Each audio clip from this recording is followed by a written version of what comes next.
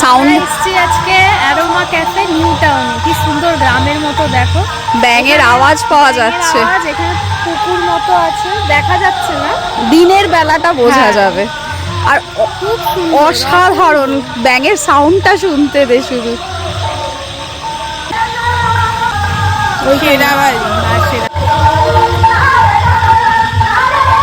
গান চলছে, মনে হচ্ছে গ্রামে এসে গেছি।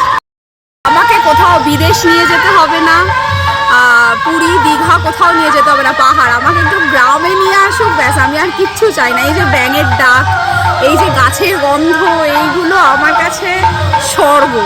সেটা যেভাবে যেরকমই হোক দারুণ লাগে। এটা সকালে এলে আরো সুন্দর লাগতো। হ্যাঁ, সকালে আসতে পারিনি, এরপরে কোনোদিন সকালবেলায় আসবো ঠিক। এখানে খরগোশও আছে ওদিকটা। আর ওয়েদারটা ভালো, গরম হ্যাঁ। হলে খুব চাপ, হ্যাঁ।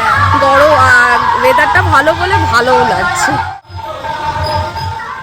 ওখানকার অ্যাম্বিয়েন্স এত সুন্দর যে মানে নেচারকে পুরো তুমি অনুভব করতে পারবে।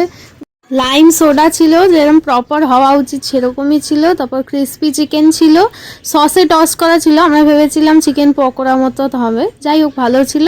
পাঁপড় ভাজা, ফিশ ফ্রাইটা তো ওদের সিগনেচার ডিশ, এত ভালো ছিল যে আমরা পরে আরও দুটো আনিয়েছিলাম। মানে দুর্দান্ত, অসাধারণ খেতে, কোনো ভাষা নেই। ফিশ ফ্রাই, আমি এরকম ফিশ ফ্রাই কোনোদিন খাইনি কোথাও। তারপর চিকেন পকোড়া ছিল, যেহেতু আগের ক্রিস্পি চিকেনটা সসে হয়ে গেছে টস, তাই চিকেন পকোড়া আবার নেওয়া হয়েছিল। ডিম ভুর্জি ছিল। এখানে দেখো গাছের থেকে পাড়া মালবেরি, কি মানে পুরো নেচারকে তুমি অনুভব করতে পারবে। যখন তুললাম তখন তো এই দেখো